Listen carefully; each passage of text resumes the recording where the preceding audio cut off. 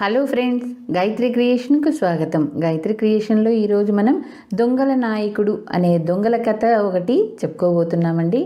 ఈ కథను రచించిన వారు పి రామశర్మ గారు. ఈ కథకు చక్కని చిత్రాలు వేసింది శంకర్ గారు. పూర్వం ఒక అరణ్యంలో ఒక గజ దొంగల ముఠా ఉండేది. ఆ దొంగలు ఆ చుట్టుపక్కల ఎన్నో దొంగతనాలు చేసి అంతులేని సొమ్ము కొల్లగట్టారు. అయితే ఆ దొంగలను పట్టుకున్న వారు ఎవరూ లేరు. కనీసం వారుండే చోటు కూడా ఎవరికీ తెలియదు. అరణ్యంలోనే ఒక పేదవాడు, అతని భార్య ఆనందుడనే కొడుకు ఉండేవాడు. ఆనందుడు కొంచెం పెద్దవాడయ్యాక వాడికి దొంగల గురించి తెలియవచ్చింది. తన శరీరం మీద ఒక చింకి చొక్కా కూడా లేకపోవటానికి కారణం దొంగలేనని, వాళ్ళ ఆ చుట్టుపట్ల ఉండే ప్రతి ఒక్కరిని దరిద్రులుగా చేశారని వాడు విన్నాడు. విని ఈ దొంగలందరినీ తాను ఎలాగైనా హతమార్చాలనుకున్నాడు. నాయనా, నువ్వు పసివాడివి, ఆరుతేరిన దొంగలు నువ్వేం చేయగలవురా? వాళ్ళు అతి సులువుగా నీ ప్రాణాలు తీయగలరు అన్నారు వాడి తల్లిదండ్రులు. అయినా ఆనందుడి బుద్ధి మారలేదు. ఎలాగైనా దొంగలను హతమార్చాలన్న కాంక్ష వాడిలో రోజు రోజుకు ఎక్కువ కాసాగింది. చిట్ట చివరకు ఒకనాడు వాడు తల్లిదండ్రులకు చెప్పి దొంగలుండే చోటికి పోతానని బయలుదేరాడు.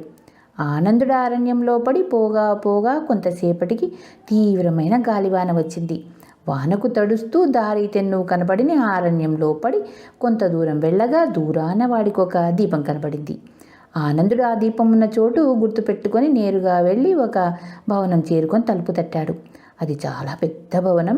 అరణ్యం మధ్య అంత పెద్ద భవనం ఉంటుందని ఆనందుడు కల్లో కూడా ఊహించలేదు. అది దొంగలుండే భవనం.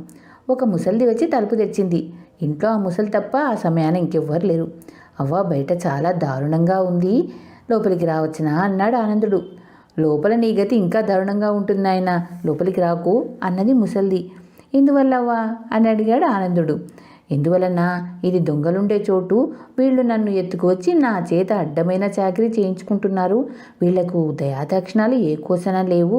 కనిపించిన మనిషి దగ్గర ఏమన్నా లాగేసుకుంటారు, ఏమీ లేకపోతే ప్రాణాలన్నా తీసుకుంటారు అన్నది అవ్వ. వేదో ప్రాణాలు పోతే పోయేలే, బయట గాలివానలో చచ్చే కన్నా హాయిగా వెచ్చగా ఈ ఇంట్లో చస్తాను అన్నాడు ఆనందుడు ఆనందుడు లోపలికి వచ్చాడు. ఇంటి నిండా ధనం కుప్పలు కుప్పలుగా పోసి ఉంది. ఆనందుడు ఆ కుప్పల మధ్య చోటు చేసుకుని పడుకొని నిద్రపోవటానికి కళ్ళు మూసుకున్నాడు. ఇంతలోనే దొంగలు వచ్చి ఆనందుని చూసి, వీడెవడు, వీడి దగ్గర డబ్బేమైనా ఉందా అని అవ్వని అడిగాడు.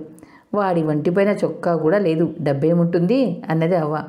ఈ మాటలు విని దొంగలు నవ్వుకొని, అయితే వీడు మన రాజ్యంలో వాడే అయి ఉంటాడు, వీడిని ఇప్పుడే చంపుదామా లేక రేపు ఉదయం దాకా హింస పెడదామా అని తర్కించుకున్నారు. ఈ మాటలు విని ఆనందుడు వ్యవహారం శృతిమించి రాగాన పడుతుందని తెలుసుకొని వాడు దొంగలతో, అయ్యలారా, నాకు చిన్నతనం నుంచి దొంగ కావాలని చాలా సరదా, అందుచేత మీ నౌకరుగా పనిచేయటానికి వచ్చాను అన్నాడు.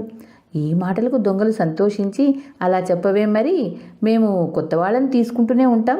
అయితే మాలో చేరదలిచిన వారికి ఒక పరీక్ష ఉంటుంది. అదేమిటంటే, మా శిష్యుడు కాదలిచిన వాడు పట్టుబడకుండా, ఎవరికి హాని చేయకుండా ఒక దొంగతనం చేయాలి. అలాంటి దొంగతనాలు 2 చేసిన వారిని మాతో సమానంగా చూస్తాం. 3వ దొంగతనాలు అలాంటివే చేసిన వాడిని మేము నాయకుడిగా పెట్టుకుంటాం. జ్ఞాపకం ఉంచుకో, నువ్వు ఎవరి సొత్తు దొంగతనం చేస్తావో వారికి తెలియకుండా దొంగతనం జరగాలి. వారికి ఎటువంటి హాని జరగకూడదు అన్నారు వాళ్ళు. ఆనందుడు సరే అన్నాడు. వాడు మర్నాడు ఉదయమే దొంగలుండే ఇంటి నుంచి బయలుదేరాడు. బయలుదేరేటప్పుడు ఆ ఇంట్లో కనిపించిన అందమైన పాదరక్షలు ఒకటి తీసుకున్నాడు. ఆ పాదరక్షను ఒక కాలిబాట మీద ఉంచి ఆనందుడు సమీపంలో ఉన్న పొదలో దాక్కున్నాడు. కొంతసేపటికి ఒక కాపు ఒక ఎద్దు నమ్మటానికి తోలుకుపోతూ ఆ దారి వెంట వచ్చాడు. ఆ కాపు దారిలో పాదరక్షణ చూసి, మంచి చెప్పే, కానీ ఒకటే అయిపోయింది, జత ఉంటే బాగుండేది అనుకుంటూ ముందుకు సాగిపోయాడు. కాపు కనుచాటు కాగానే ఆనందుడు పొదల్లోంచి వచ్చి ఆ పాదరక్షణ తీసుకుని అడ్డదారిన పరిగెత్తి ముందుకు పోయి మళ్ళీ ఆ పాదరక్షను కాపు వచ్చే దారిలో పెట్టి పక్కనే పొదల చాటున దాగాడు. కొంతసేపటి కాపు వచ్చి పాదరక్షణ చూసి అది మొదటిదాని జత అనుకున్నాడు. అతను తన ఎద్దును ఆ సమీపాన ఉన్న చెట్టు కట్టేసి వెనక్కు తిరిగి వెళ్ళాడు. ఆనందుడు పొదల చాటు నుంచి వచ్చి ఎద్దును విప్పి దాంతో దొంగలుండే ఇంటికి వెళ్ళిపోయాడు. ఆనందుడు చేసిన దొంగతనం గురించి విని దొంగలు సంతోషించి వాడిని తమ శిష్యుడిగా చేర్చుకున్నారు. అయితే ఆనందుడికి కావాల్సింది దొంగలకు నాయకుడు కావడం. అందుచేత వాడు ఇలాంటివే మరి 2 దొంగతనాలు చేయి నిశ్చయించుకొని ఒక పగ్గం తీసుకుని బయలుదేరి మళ్ళీ అడవిలోనికి వెళ్ళాడు. ఈ లోపుగా కాపు తన ఎద్దు కాస్త పోయినందుకు విచారించి ఇంటికి తిరిగి వెళ్ళి తన 2వ ఎద్దును అమ్మటానికి తోలుకు రాసాగాడు. ఆనందుడు ఈ సంగతి గ్రహించి కాపు వచ్చే దారిలో ఒక చెట్టు ఎక్కి దాని కొమ్మకు పగ్గం కట్టి దాన్ని తన 2 చంకల కింద కట్టుకొని వేలాడబడ్డాడు. పోయినవాడిలా కూడా నటించాడు. అలా వేలాడుతున్న ఆనందం చూసి వీడికి ఎవరో మంచి శాస్త్రి చేశారు. అరణ్యంలో ఉన్న దొంగలందరికీ ఇలా శాస్త్రి జరిగితే బాగుండును అనుకుంటూ కాపు ముందుకు సాగిపోయాడు. కాపు కనుమాటుగానే ఆనందుడు చెట్టు దిగేసి అడ్డదారిన ముందుకు వెళ్ళి కాపు అటు వచ్చేలోగా మరొక చెట్టుకు అలాగే వేలాడబడ్డాడు. కాపు వాణ్ణి చూసి మరొకడికి కూడా శిక్ష జరిగిందే అనుకొని ముందుకు సాగిపోయాడు. ఆనందుడు అడ్డదారిన ఇంకా ముందుకు వెళ్ళి 3వ చెట్టుకు వేలాడబడ్డాడు. 3వసారి వాణ్ణి చూసరికి కాపుకు సందేహం వచ్చింది. వీడు చూస్తే ఆ మనిషిలాగే ఉన్నాడే, ఇన్ని చెట్ల మీద ఎలా చచ్చాడు, ఈ సంగతి తెలుసుకోవాల్సిందే అనుకొని ఎద్దును ఒక చెట్టుకు కట్టేసి వెనక్కు పరిగెత్తాడు. కాపు వెళ్ళగానే ఆనందుడు తన కట్లు విడిపించుకొని పగ్గం భుజాన వేసుకొని ఎద్దును విప్పి దొంగల వద్దకు తోలుకు వెళ్ళాడు. బేష్, నిన్ను మాలో ఒకడిగా చేర్చుకున్నాం అన్నారు దొంగలు. తన 2వ ఎద్దు కూడా పోయేసరికి కాపుకు చాలా బాధ కలిగింది. ఇంకా అతని వద్ద ఒకే ఎద్దు మిగిలింది. దాన్ని అమ్మకపోతే అతనికి జరగదు. అంచేత అతను మళ్ళీ ఇంటికి తిరిగి వెళ్ళి తన 3వ ఎద్దును తీసుకొని దొంగల జాడ కోసం శ్రద్ధగా చూస్తూ అడవి దారి వెంట రాసాగాడు. అతను కొంత దూరం వచ్చేసరికి దారి పక్కన ఉన్న పొదల వెనుక నుంచి ఎద్దు రంకె వినబడింది. అది నా ఎద్దే, ఎలాగో కట్లు ఉప్పుకొని అడవిలో మోయటానికి పోయి ఉంటుంది.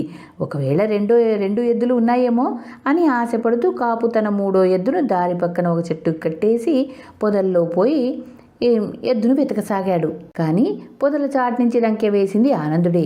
కాపు పొదల్లోనికి వెళ్ళగానే వాడు యువతలికి వచ్చి 3వ ఎద్దును కూడా విప్పుకొని దొంగల వద్దకు తోలుకుపోయాడు. జరిగిందంతా విన్నాక దొంగలు తమ నియమం ప్రకారం ఆనందుణ్ణి తమ నాయకుడిగా ఆమోదించారు.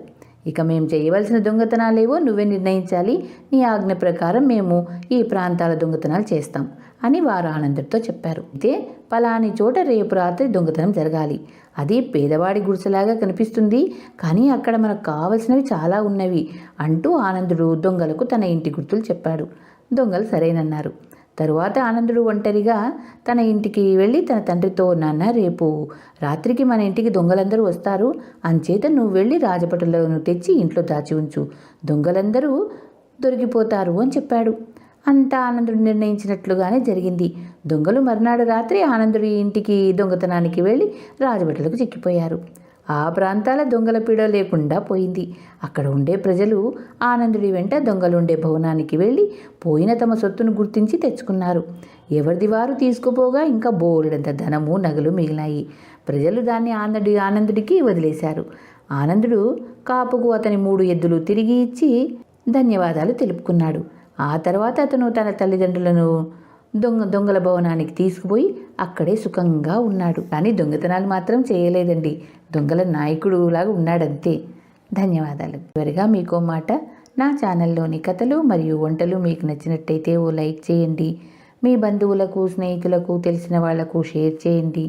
మరిన్ని టేస్టీ వంటల కోసం, మరిన్ని మంచి మంచి కథల కోసం గాయత్రి క్రియేషన్ను సబ్స్క్రైబ్ చేసుకోండి. ధన్యవాదాలు.